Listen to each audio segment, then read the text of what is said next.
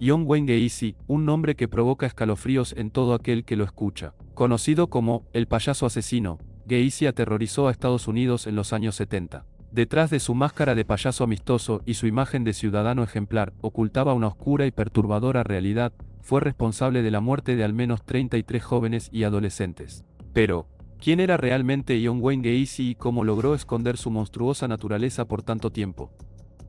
John Wayne Gacy nació el 17 de marzo de 1942 en Chicago, Illinois. Desde temprana edad, su vida estuvo marcada por la violencia y el abuso. Su padre era un alcohólico severo que lo golpeaba frecuentemente y lo ridiculizaba, llamándolo débil y marica. Estos abusos dejaron profundas cicatrices en Gacy, lo que influyó en su personalidad futura. A pesar de estos problemas en su hogar, Gacy intentó llevar una vida normal. Trabajó como contratista y se involucró activamente en su comunidad. Incluso se casó 2 veces y tuvo hijos. Sin embargo, en privado, luchaba con impulsos oscuros que finalmente lo llevarían a convertirse en uno de los asesinos en serie más notorios de la historia. Una de las formas en que Gacy trataba de ocultar su verdadera naturaleza era su participación en actividades comunitarias. Se disfrazaba de Pogo el payaso, entreteniendo a los niños en fiestas y hospitales, ganándose la confianza de sus vecinos. Pero bajo ese disfraz se escondía un asesino despiadado. A partir de 1972, Gacy comenzó su espiral de asesinatos. Su modus operandi era simple pero efectivo: atraía a jóvenes, generalmente adolescentes, a su casa con promesas de trabajo o simplemente para pasar el rato. Una vez allí, los drogaba o los convencía de ponerse esposas con el pretexto de hacer un truco de magia. Cuando sus víctimas estaban indefensas, Gacy las torturaba, abusaba de ellas y finalmente las estrangulaba. Lo más aterrador de su historia es la cantidad de cuerpos que logró esconder en su propia casa. La mayoría de sus víctimas fueron enterradas en el sótano de su hogar, envueltas en plástico y apiladas unas sobre otras. En total, se encontraron 29 cuerpos en su casa, mientras que otras víctimas fueron arrojadas al río Des Plaines. Gacy no solo cometía estos crímenes horribles, sino que llevaba una vida aparentemente normal. Continuaba trabajando como contratista, participando en eventos locales y hasta organizando reuniones en su casa, mientras los cuerpos de sus víctimas yacían debajo de sus pies. Este contraste entre su vida pública y su monstruosa vida privada fue lo que hizo que su caso fuera aún más aterrador. En 1978, Gacy cometió un error que llevaría a su caída. Desapareció un joven llamado Robert Paayast, de 15 años, que fue visto por última vez en la farmacia donde trabajaba. Gacy había ofrecido un trabajo a Paayast, y fue la última persona con la que el joven fue visto. La policía comenzó a investigar a Gacy y pronto se dieron cuenta de la magnitud de sus crímenes. Tras varias redadas y días de vigilancia, la policía descubrió el horror en su casa. Al desenterrar los cuerpos en el sótano, quedó claro que Gacy había estado matando durante años sin ser detectado. Fue arrestado el 21 de diciembre de 1978 y durante su confesión, mostró una total falta de remordimiento. My question would be to you right off the bat is why, after so many years of silence, never having a media interview, and people have said that you have given them interviews in years Well, that's past. hogwash. Yeah. That's strictly hogwash. So we're saying I'm today, constantly told that I'm misquoted constantly, saying that I said this and I said that, and it's not happened. so it's pretty well established on this. This is the first time you're speaking publicly about your case. Right. Yeah. I've always felt that my attorneys were handling it, and they said to keep a low profile and stay away from it. And in light of all that has been used against me in the media, they've created this fantasy monster image, and it's been going on for the last 12 years. And I've ever had no comment, and I had no need to talk to the media for the simple reason that they were looking for sensationalism and they were looking for the monster. When you say fantasy monster image, what are you referring to by that? Well, the idea that I'm a homosexual thrill killer and all that garbage, and they painted this image of me that like I strolled down the streets and stalked young boys and slaughtered them. Hell, if you could see my schedule, my work schedule, you know damn well that I was never out there. El juicio de John Wayne Gacy comenzó en febrero de 1980. Durante el proceso, intentó alegar demencia, pero las pruebas de sus crímenes eran abrumadoras. Los detalles que salieron a la luz sobre cómo había torturado y asesinado a sus víctimas conmocionaron al país. Tras un juicio que duró 5 semanas, fue declarado culpable de 33 asesinatos. El 13 de marzo de 1980, Gacy fue condenado a muerte. A pesar de su intento de evitar la ejecución a través de apelaciones, Finalmente fue ejecutado por inyección letal el 10 de mayo de 1994 en la prisión de Stateville en Illinois. El legado de John Wayne Gacy continúa siendo uno de los más oscuros en la historia criminal de los Estados Unidos. Su capacidad para ocultar su verdadera naturaleza mientras llevaba una vida aparentemente normal sigue siendo una de las características más inquietantes de su caso. John Wayne Gacy ha dejado una huella profunda en el cine de terror y la cultura popular.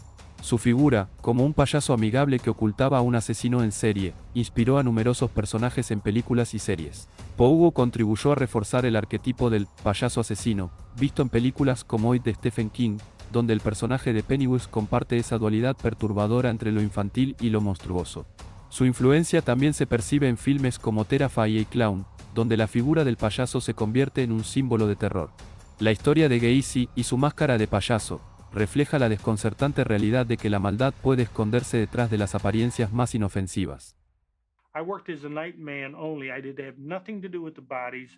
All this talk that I slept with the dead ones or had sex with dead bodies, there is no truth to any of that. You did live in the mortuary. I lived in a mortuary, yes, but not in the embalming room. I mean, they make it sound like, I slept in the crypts with them. And I never climbed into a coffin or anything like that. That is so damn ridiculous.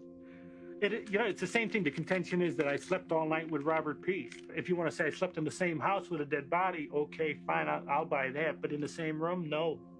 And besides, the dead won't bother you. It's the living you got to worry about. I felt things were going to work out because I knew that I didn't do the killing, and I thought it would come out in the trial. But Amaranthi, with this insanity defense, and again, you can call it my ignorance of the law. And it's like I explained in a letter to Chief Justice William Clark. The evidence based is on the theory that the more sensational the case is, the more crazier it sounds, the insanity defense would work. And I still think it was stupid.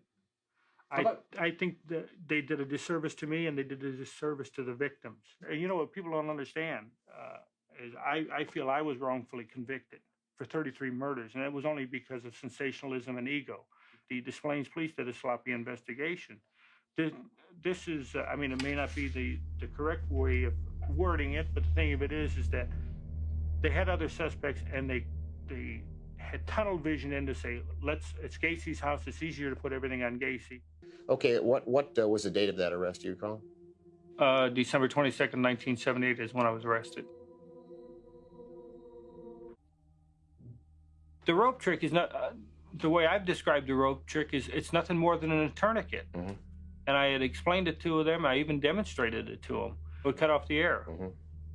So if you're going to kill somebody, you just put it on their neck and twist it 3 times or 4 times or whatever until the person stopped moving.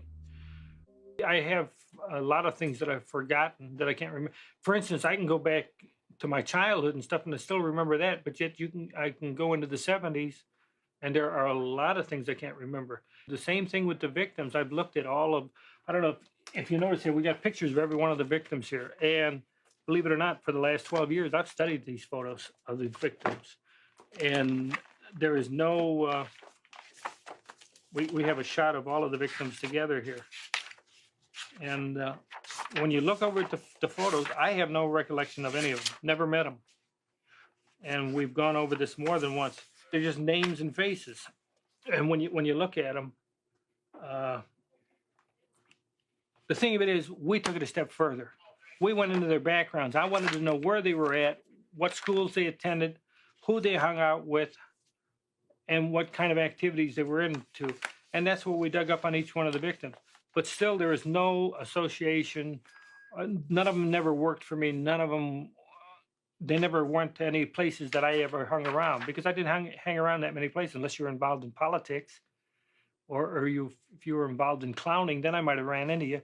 But there's no way I could have run into any of them. Had you ever been sexually abused by anybody? At the age of 9, there was a contractor.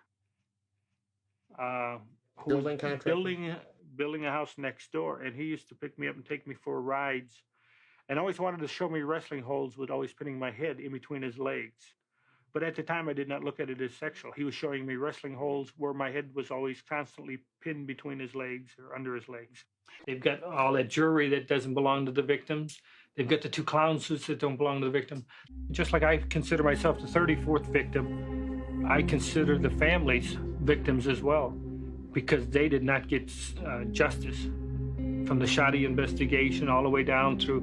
Sus acciones dejaron una marca imborrable en las familias de sus víctimas y en la sociedad, recordándonos que, a veces, los monstruos más aterradores son aquellos que se esconden a plena vista. El caso de John Wayne Gacy es un ejemplo perturbador de cómo alguien puede llevar una doble vida tan extrema. ¿Cómo es posible que un hombre que parecía ser un miembro respetado de su comunidad fuera responsable de crímenes tan atroces? Es una pregunta que sigue sin respuesta, pero su historia sirve como advertencia de que el mal puede esconderse donde menos lo esperamos.